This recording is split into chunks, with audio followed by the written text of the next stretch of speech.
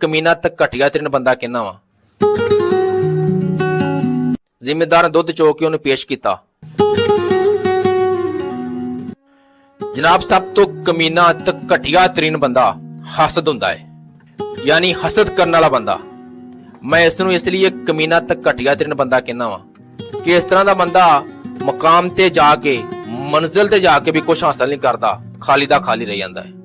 इस तरह के बंदे कोल खुद तो कुछ हुंदा कोई नहीं, लेकिन दूसरे बंदे नूं देख के जिद को कुछ हुंदा है, कुछ नहीं हुंदा बल्कि जैलस हुंदा है। जिस तरह कोई जिम्मेदार बंदा सी, एक दिन गावां चारदा चारदा दरिया के किनारे ते पहुंचा तो उत्थे एक आदमी बैठा सी। असल च है वो जिन सी, लेकिन इंसानी शक्ल च बैठा सी। उन्हें जिम्मेदार को दुध मंगया। जिम्मेदार ने दुध चो के उन्हें पेश किया। उन्हें दुध पीता तो बड़ा खुश होया।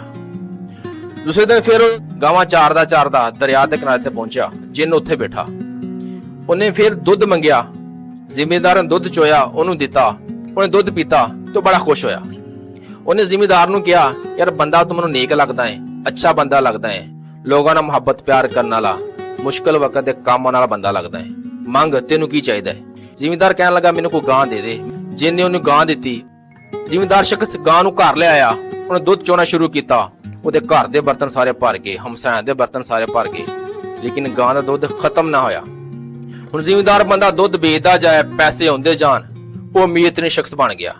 पहले एक छोटी जी कुली च रहिंदा सी, फिर उन्हें महल बना लिया, गड्डी लै ली, अमीर शख्स हो गया। एक साल बाद एक रिश्तेदार उन्होंने मिलन आया। उन्हें देखा भी इत्थे ते छोटी जी कुली हुंदी सी, इत्थे ते गड्डी भी खलोती है, एक महल बनया है। वो बड़ा परेशान होया। अंदर गया, जिम्मेदार नूं मिलिया। उन्हें पहला सवाल यह किया, दस तू अमीर किवें होया? इन्ना पैसा कित्थों तेरे को आया?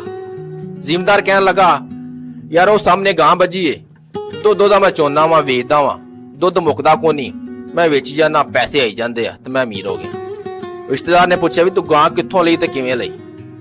जिम्मेदार कहने लगा भी फलाने दरिया के किनारे एक जिन बैठा है, मैं गावां चारदा चारदा उहदे कोल पहुंचा, उन्हें मेरे को दुध मंगया, मैं दुध दिता, वो बड़ा खुश होया। उन्हें इनाम के तौर पर मैनूं गां दे दी। ते बस यही गल है, कोई एडी वड्डी गल कोई नहीं। और दूसरे दिन रिश्तेदार ने भी तो गावां लै लियां, उन्हें भी चारनी शुरू कर दियां।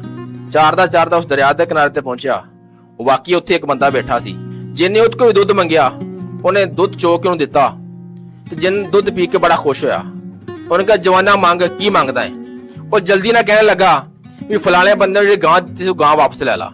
जनाब इनू कहंदे हसद। हसद करने वाला बंदा, यानी मकाम ते पहुंच के भी कुछ मिलदा सी, फिर भी खाली दा खाली रह गया। मंजिल ते पहुंच के भी कुछ हासिल ना कीता।